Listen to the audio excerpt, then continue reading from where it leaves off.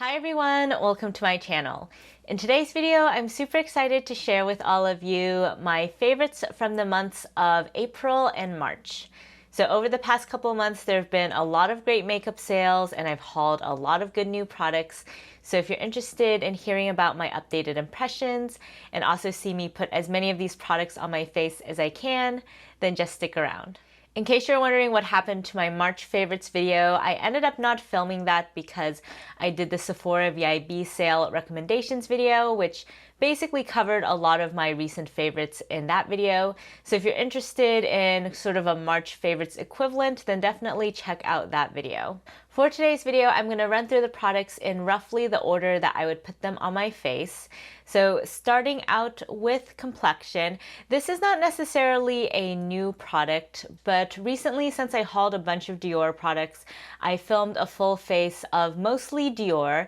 And so I went in with my Dior Forever Skin Glow foundation and also my Dior Backstage Powder No Powder. And that video was actually the first time I tried this particular combination on my skin, and I ended up really falling in love with it. And so in that video and also previous videos with this foundation, I was using the sample in the shade 2N. And so I actually went into Sephora to get a shade match and ended up picking up the shade 2.5N, which I think is a much better match for my current skin tone. So there's actually quite a lot of product in this sample. If you're ever curious about your foundation matches, I would definitely recommend going in store and picking up one of these samples. You can definitely get several wears from one of these. So as you can see, this is a much better match for my skin tone. It's basically dead on for me at the moment. Or if you've watched the other videos I've filmed with this foundation, the 2N was pretty bright on my face.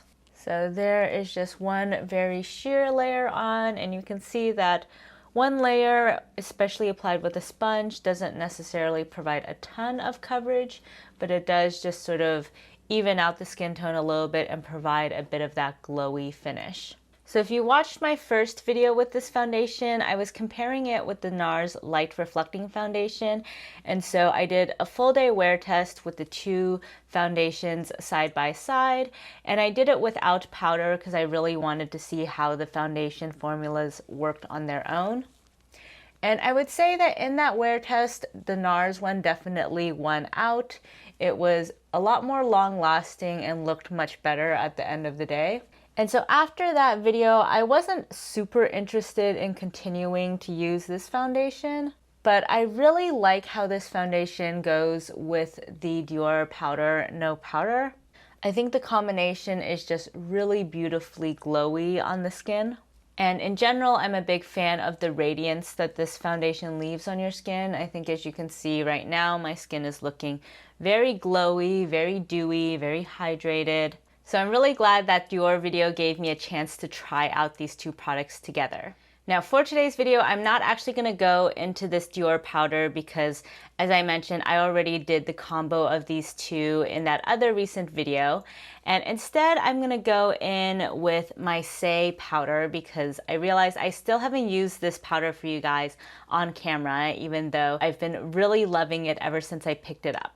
So I'm going to take my Rephr number 18 brush, and this is actually a brush that I recently hauled in Rephr's 40% off sale. So I picked up a ton of new brushes this month as well. So in today's video, I'll also be using as many of my brand new brushes as possible just to run you guys through my initial impressions of those as well. So this is what the powder looks like, and I picked this up in the translucent shade. As you can see, it does have a little bit of a yellowy undertone to it, so it's not totally translucent, but at least on my skin tone, I don't feel like it leaves any sort of cast. And so I'm just gonna first run this under the eyes and over the cheek area. I feel like this is one of those powders that really nicely sets the skin and blurs texture, but is not too drying and also doesn't leave a super matte finish. So this powder does contain mica particles in it, so when you look at the powder, you can definitely see a little bit of shine. It by no means looks glittery, but there is a little bit of reflectivity in it. And I think that just makes it look really nice on the skin because it doesn't look like you just have like a really flat complexion. So as you can see, this is the powder on this side of my skin and no powder on this side. So there's a lot more shine here. This definitely took down some of that shine, but at the same time, it's still slightly glowy and luminous and overall just looks very healthy still. And so for me personally, I have fairly dry skin, so my biggest challenge with powders is finding ones that will fully set down my makeup and help with longevity, but won't make my face look super cakey by the end of the day. So here we have the powder on both sides of my face, and overall I've been really enjoying this so far. Next, for brows, if you guys watched my Sephora haul video, you know I picked up this new Gucci brow pencil in the shade 4, and I've been really enjoying this ever since I picked it up. It's a really nice, luxurious feeling pencil. The caps are actually metal, so it doesn't just feel like a plasticky pencil. And the finish is very reminiscent of a brow powder, so fairly soft. You can see I haven't even used a spoolie to brush that out, but it simultaneously looks pretty natural, but also defined. And also, I enjoy that this brow pencil has a fairly cool undertone to it, which I think goes well with my black hair. So on the whole, I have been very pleased with this brow pencil. I think it's just very easy to use, leaves a very nice soft effect on the brows, but you can also use it to create a more defined brow look if you'd like. And it's just very easy to blend out. Now to set the brows, I'm going to go in with this ABH Clear Brow Gel. I wouldn't say this is necessarily a favorite. I have been using this a lot over the past month because I've been trying to develop my opinion about it. In general, clear brow gels are not my favorite because I feel like they don't really do a whole lot for my brows, and this one is kind of the same. It doesn't have enough hold to really give my brows a different shape, so it maybe just kind of sets them in place a little bit and makes the brow pencil look a little bit less powdery. It sort of fuses the pigment a little bit more to my brow hairs, but I can't say that it's really blowing my mind in any way. Next up for eye primer, I've been really loving this ABH eye primer. I have this in the mini size. So I originally bought this because I wanted to use this with pastel eyeshadows. It's a very, very light colored primer. As you can see here, it basically almost looks completely white. And so I was a little bit worried about it at first. I thought, okay, so this is only going to be on days when I want to use this with pastel shadows.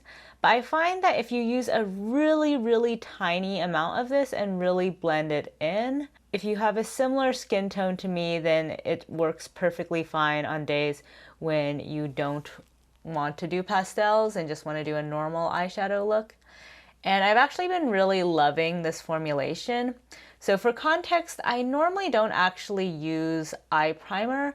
My eyelids are not terribly oily, and so for the most part, I just go in with concealer and call it a day. And that's because I find a lot of primers are very grippy, and so whereas that's really nice for shimmery shades, it makes it a little bit harder for me to blend out shadows in my crease area. This primer though is really, really excellent if you want to be able to very smoothly blend out your matte shadows.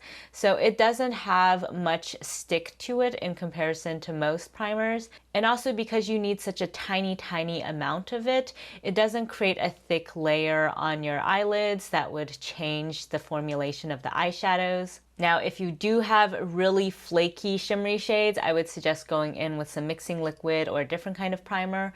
But for me, this is a really excellent alternative to using concealer on the lids. So before we get into the eyeshadows, my lips are feeling pretty dry at the moment, so I'm gonna go in with some lip gloss. And in case you missed my Sephora VIB sales recommendations video, I have been absolutely loving this lip gloss from Merit Beauty.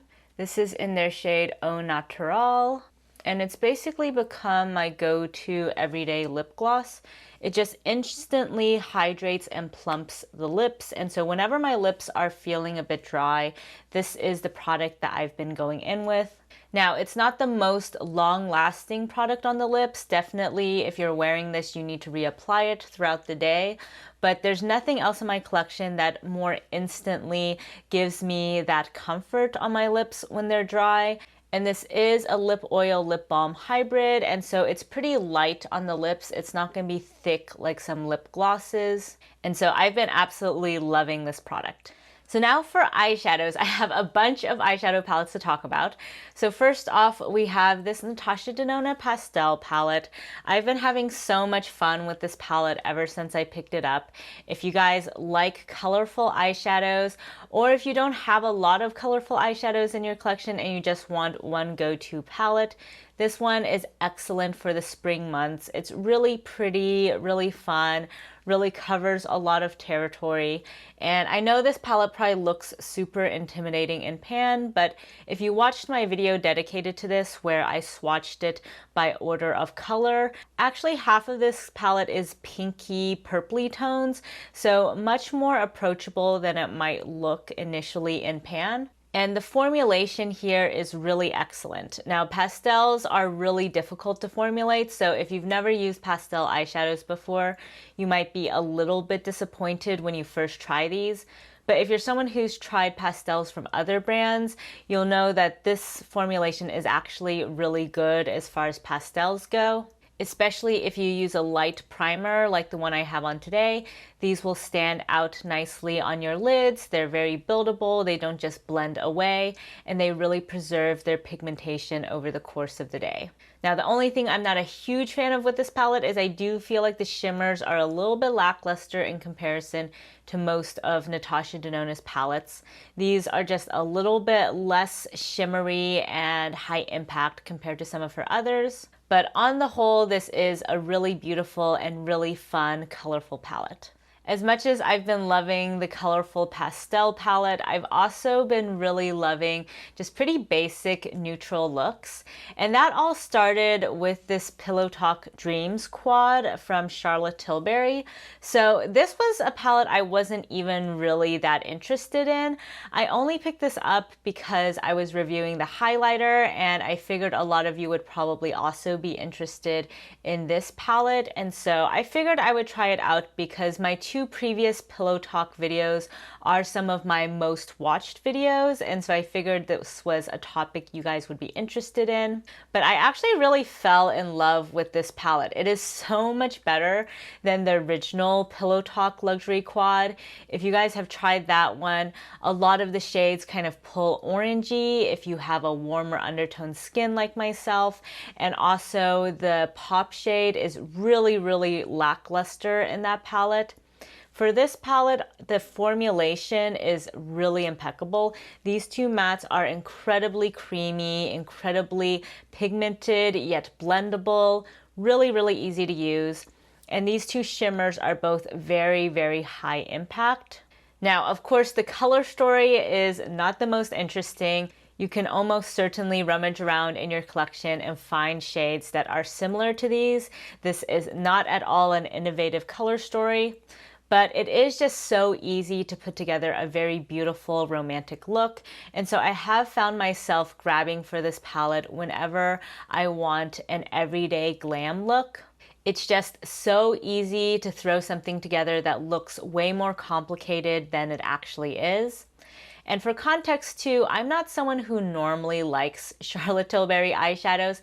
I love a lot of Charlotte Tilbury products, but her eyeshadows are really hit or miss for me. I'm someone who rarely returns makeup, but I have actually returned several Charlotte Tilbury eyeshadow palettes over the course of the years. And so going into this, I really didn't know if I would like it at all. But I actually really love this formulation, really love this color story. And so if you are looking for sort of a deeper, smokier, romantic version of Pillow Talk, then I would highly recommend looking into this. So another palette I've been really loving this month is this soft cashmere palette from Dior. And this was my first Dior palette, and I was really impressed by the formulation in this palette. So I've heard a lot of mixed things about Dior eyeshadows. It seems like it really depends on the specific palette, but this is the one palette I've consistently heard good reviews about, and I can confirm that based on my own experience now. All of these shades just blend impeccably on the skin. You can use these two satin shades as mattes in the crease as well. Of course, they will provide some shine, but they are just so finely milled that they blend out just like a matte really, really easily. Also, this deep brown shade, even though it's really deep in pan, can be easily blended out as well if you want more of a transition shade effect, but it's also really beautiful to build up. And then this shade over here is just a really gorgeous all over the lid shimmery shade. This one over here, I'm a little bit less jazzed about. It's fine. It's sort of like a glittery topper shade, but not my favorite formulation for that kind of shade. So I would say 4 out of the 5 absolutely hit it out of the park. The 5th is fine, but nothing to write home about. But overall for me, I've been really enjoying using this quint. I've done several everyday looks with it. If you like that sort of cool toned neutral look, then this is one of the easiest palettes to use to achieve that look. Finally, we have the Viseart Cashmere palette, and I've been really enjoying playing around with this palette. So it's just such a gorgeous, versatile color story. You get 12 shades for $44, so this is definitely the best value palette that I've picked up recently. And you can go in so many different directions with this. This has really beautiful bronzy tones, taupey tones, rosy tones, and the Viseart formulation is just so beautiful, so easy to work with. It's been a while actually since I've picked up a Viseart palette. Once they started releasing these étendue style palettes, I was really interested in the concept, but just wasn't that into some of their initial color stories. And so it's taken me a while to get back onto the Viseart bandwagon. But trying out this palette really reminded me of just how much I love their formulation. Their mattes are absolutely unbeatable, one of the best formulations on the market, so easy to blend, and their shades just are so true to color. So for example, in my video review of this palette, I compared it with the Natasha Denona Retro palette, but one thing I forgot to mention is that for Natasha Denona's palettes, a lot of the shades look very different on the eyes than they do in the palette. What Viseart is really famous for, though, is because they cater primarily to makeup artists, their shades look exactly the same in palette as they do on the lids, since, of course, if you are a professional and you have a ton of different shades and you're trying to achieve a very specific look, you really want that consistency and predictability in terms of the shade. And the shimmers in this palette also just are really flattering, really beautiful on the lids, especially if you have very textured eyelids. I would highly recommend checking out Viseart's formula. And for today's look, I will be going in with this palette because I feel like it's probably the best match to this dress that I have on today. And so I'll be doing a little bit more of a mauvey look in comparison to the first look that I did. So to start out, I'm going to go in with this Rephr number 27 brush into this shade over here. And this is also one of those new brushes that I picked up this month. Let me know if you guys would be interested in a big brush haul video, because I haven't really been talking about these brushes much on my channel, but over the past month, I think I picked up like 10 new Fude brushes because Rephr was having a big sale, Beautylish was also having their spring gift card event, and so I've just been really going ham with brush buying. And so I've been using some of these new brushes in my videos, but I haven't really done any dedicated reviews. But this Rephr number 27 brush is really excellent for this initial transition shade placement. As you can see, it's a really big, fluffy brush, so it makes quick work of any sort of blending task. I also picked up the Sonia G Detail Pro, which you can see here is a larger sized brush, but very similar shape. Next, I'm going to go in with this Wayne Goss number 7 brush into this deep shade over here. and put this in the outer portion of the lids. And this Wayne Goss number 7 is also brand new to my collection. I actually haven't used this for the crease area before yet. I've been using this on the lower lash line and it's really nice for that use case. But for today, I want to see how it works in this outer corner area. Okay, that's looking pretty good. And these Viseart shadows, as you can see, are just really easy to blend out, even though you can build them up to also be quite pigmented. Then going back in with that reference number 27 with a little bit more of that mauve shade just to blend things in a bit more. And now with the finger, I'm going to go into this shade for that inner corner area, just to bring a little bit of light there. And then I'm going in with this shade, kind of next to it, just for a little bit more light. And then I'm going into this shade over here, just sort of all over the outer portion.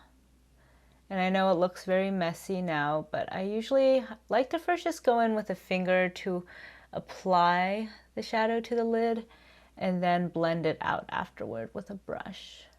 Just using this to get some of that mauvey shade on there. And now with that Wayne Goss number 7 brush, I'm going to just blend in that crease area. Make sure everything looks nicely blended together. And then just adding a little bit more of that deeper shade into the crease area again. And in my original video with this palette, I used the 2 ESUM brushes that came in the Viseart Cashmere set from Muse Beauty Pro. So if you're curious about a demo of those ESUM brushes, then definitely check out that video. But for today's video, I wanted to use some of these Wayne Goss and Sonia G brushes that I hauled from Beautylish, since I feel like I haven't really featured them much on my channel. So here we have the eyelids done.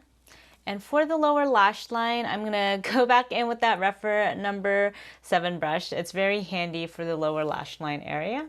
And I'm gonna start with that mauvey matte shade and just sweep it all over the eye bag area. And I haven't gone in with concealer yet today because I figure I might need some later on for some cleanup work. Next, I'm going in with this reference number 23 brush into the deepest shade. And this is the tiniest pencil brush ever. This is also one of the brushes I hauled recently from Refer, since I figured it's always nice to have some really tiny brushes on hand for detail work. So I'm just using this to sweep some pigment onto the outer portion of the lower lash line, just to provide some depth there. And then cleaning that brush off, I'm going into this mauvey shade and also just applying some of that on the lower lash line as well, just to sort of match the vibe we have on the lid while bringing a little bit of shine to that lower lash line. And then just going in with that Wayne Goss number 7 to just blend everything out. And let me actually zoom you guys in so you can see everything a little bit better. Sorry for not doing that earlier. And so now to finish off the eye look, I have a couple eyeliners to talk about. So first off, we have this ESUM dual-ended eye pencil. And I've been really loving this eye pencil ever since I picked it up. So you can see it has a lighter end and a deeper end. The lighter end is in this rose gold shade and the deeper end is in this aubergine shade. And it's been really fun using these two together. So I really love finishing off a look by putting some of this rose gold shade in the inner third of the lower waterline. It just adds a little bit of light to the look, as you guys can see. And then I just flip it around and use the aubergine shade for the outer portion just to provide a little bit of depth. I will say I think the aubergine one is not necessarily my overall top eyeliner. I think I still prefer some of my Pat McGrath formulations. but the dual-ended aspect of this is awesome. I really, really love that rose gold shade, and I find most days I'm kind of lazy and don't want to use several different eyeliners, and so the fact that this is 2-in-1 has been encouraging me to just do this on my waterline. So pretty much ever since I've gotten this pencil, every time I do a makeup look, I've been using both sides in my waterline. Another eyeliner I've been loving, which has been kind of surprising, this is not a new product for me by any means, but this is the Lune and Aster Dawn to Dusk Liquid Eyeliner. I got this in a blue Mercury bag a while ago, and I've used it occasionally, but recently I've been really loving this. So if you guys have watched my channel for a while, you know that I am a big liquid eyeliner person, but I usually like eyeliner pens. I find they're just the easiest to control. And so this is actually my first time using this sort of pot liquid eyeliner. And so when I first got this, I thought it was nice, but not really my favorite way of applying eyeliner. I do find this application style to be a little bit more finicky. Normally I would not be talking while doing this for sure. But what I've been really loving about this eyeliner is it's just so incredibly matte black. It dries down very quickly after you put it down, so it looks very liquidy at first, but the moment it dries down, it turns very matte, which is personally my preference when it comes to eyeliners. I don't really like it when the eyeliner looks sort of shiny black because it just looks a lot less natural that way, especially if you're someone like me who doesn't wear any mascara most days. So you're really relying on your eyeliner to define your eyes. So on the whole, if you're looking for a really great liquid liner that is very opaque and also very matte, then I would highly recommend looking into this Lune and Aster formula. So with the eyes down, let's finish off the rest of my face. So I don't have a new bronzer, but I do have two bronzing products I've been using a ton of recently. So first off, we have here the M Cosmetics So Soft Cream Bronzer. I have this in the shade Terra. This is a very cool tone shade, so it's definitely a contour shade on me. And actually, I'm realizing I should have put this on earlier before I powdered my face. So unfortunately, this will have to go into another video. But I've really been loving this on days when I want to do a combination of cream contour plus powder bronzer. This is really excellent just to add a little bit more definition to your face. Because it is really cool toned, it does very much come across more as a shadow rather than anything that's kind of orangey and bronzy. Another oldie but goodie is this Gucci bronzer. This was my favorite bronzer in 2020, and then I kind of forgot about it for a while, was using a lot of newer bronzers, but recently I've been picking this up a lot. Pretty much every time I'm doing a face off camera, I've been using this bronzer. And I've been absolutely loving using this bronzer, or really any powder bronzer, with this Sonia G Niji Pro brush. So if you guys have trouble blending out your bronzer, or if you want a really nice brush that will just blend bronzer all over your face really quickly, this is by far the best bronzer brush I have ever tried in my life. It just makes blending out bronzer so easy. It picks up the perfect amount of product. It deposits light layers on your skin so you can gradually build up the bronzer. And it also helps a lot with buffing out any product. So I would highly recommend this brush if you're someone who has any trouble blending out bronzer. Because I have a whole video dedicated to that brush though, for today's video I'm going to use these two brushes that I recently picked up. So this is the Rephr number 19 brush. It's a candle shaped brush. And then here we have the Designer Pro brush from Sonia G.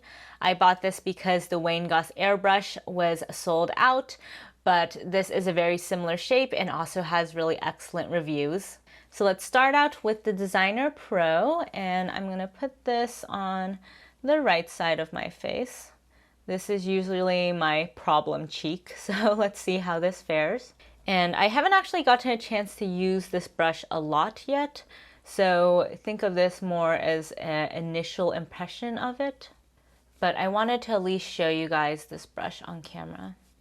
And it's just so soft. It's really comfortable on the skin. That's one thing I love about Sonia G brushes. And as you can see, it's blending things out very nicely. It's depositing a nice, just soft layer of bronzer on the skin. So overall, I think that's looking quite nice. Now let's try the other side with this Rephr brush. This is also a brush that I haven't gotten a whole lot of use out of so far. So let's try this out. Ooh, okay, that's looking pretty nice. And this is my good cheek, so chances are this is gonna look better than the other side no matter what. But so far this is applying things quite nicely. This is a larger brush, and so I think it's making very quick work, especially of this forehead area. Alrighty, so there we have the Gucci bronzer, and I have this in the shade 2. For me, this is just a really beautiful, fairly neutral toned bronzer, so I find it works with a wide variety of looks, especially if I'm going for more of a cool toned eyeshadow look like today. This is a really excellent shade. So moving along to blush, I tried out a lot of new blushes this past month, so let me just try to give you guys my quick updated review of all of them. So first off, we have here the Laura Mercier blush in the shade Ginger. This is one of her matte blush formulas.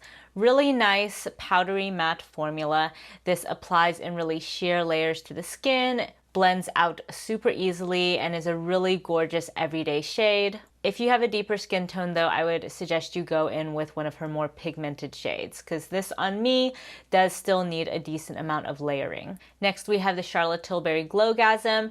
Definitely a surprise favorite for me. I normally do not like liquid products, but this one is really gorgeous on the skin. It gives you that beautiful Charlotte Tilbury effect that's very flushed and glowy, but not glittery at all.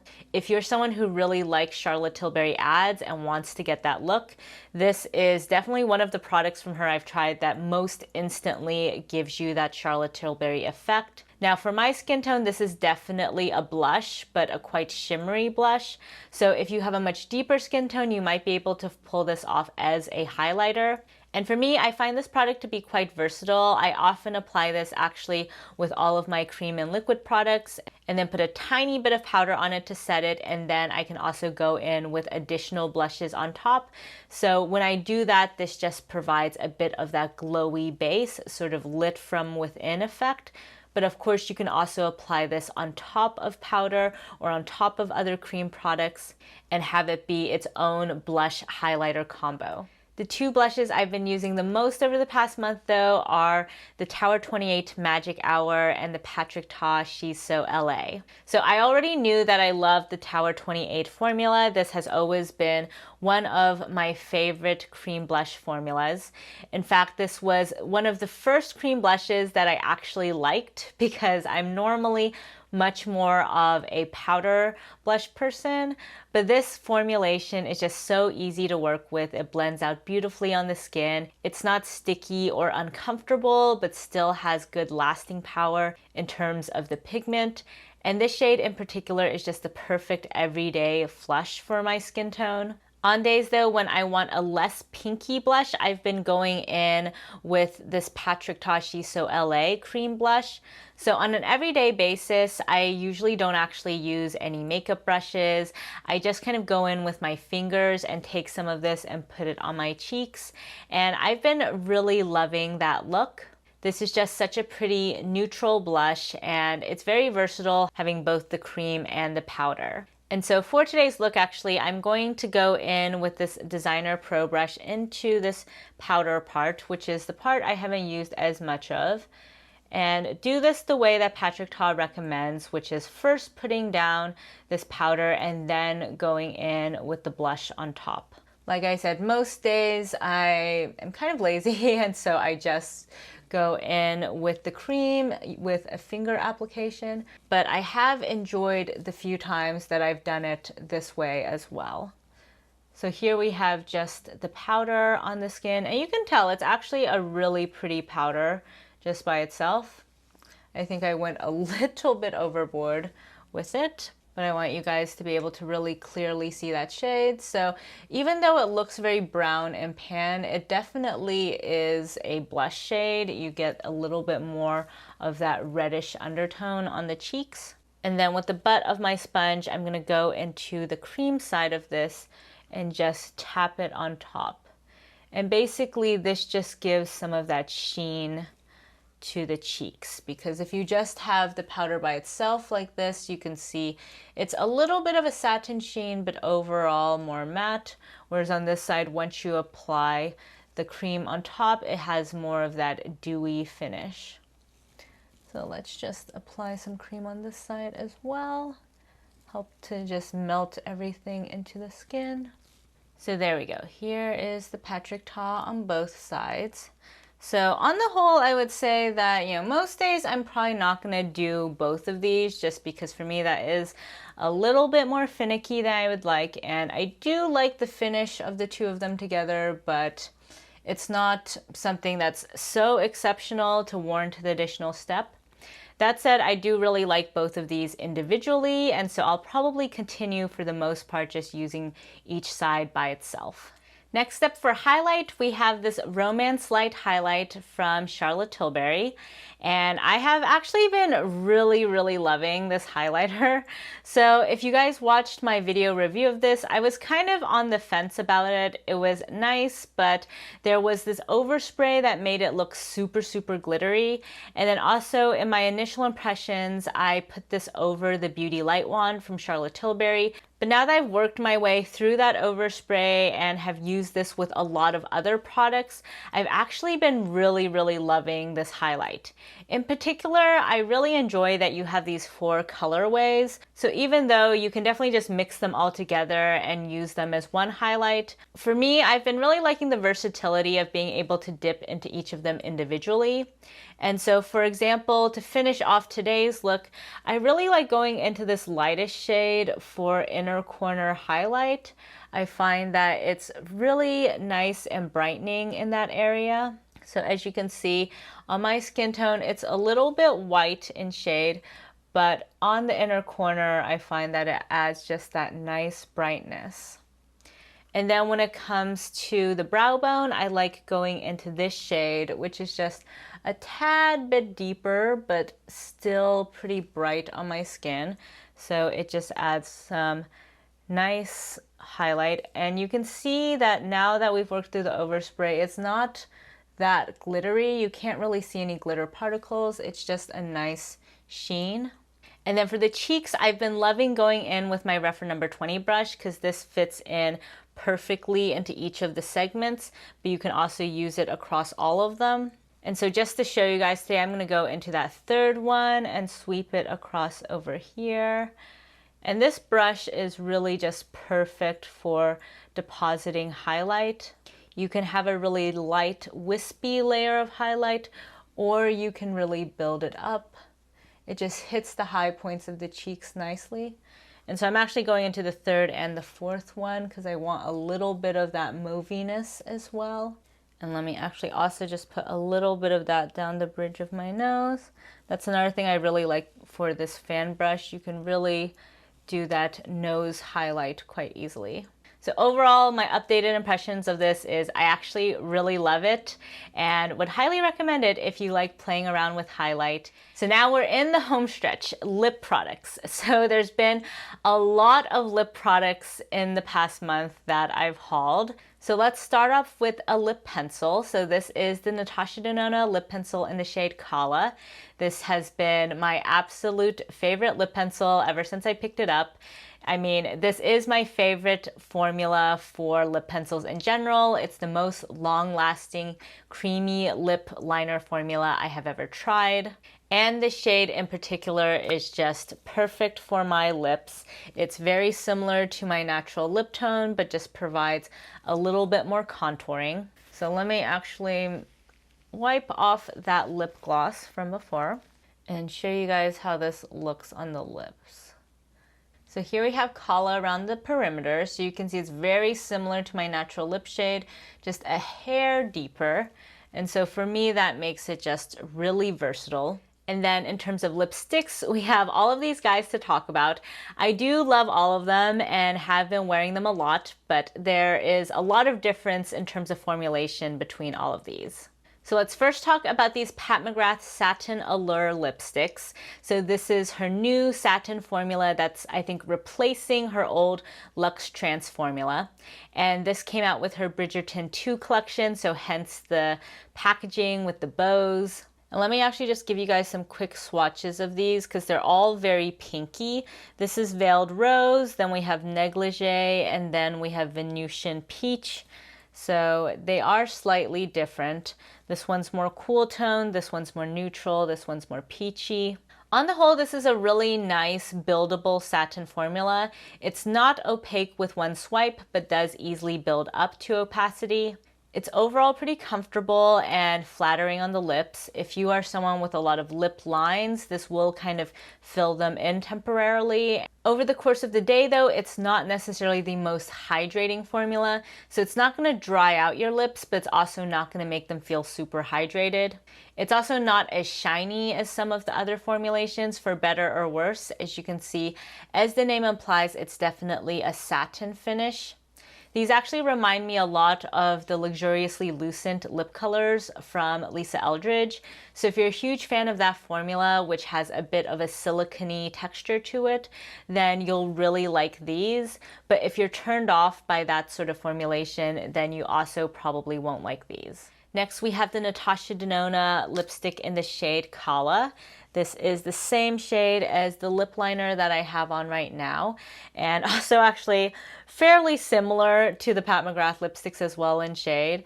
So this is described as a rosy brown, and I would say this is quite a different formulation from the Pat McGrath, even though they look very similar in swatch.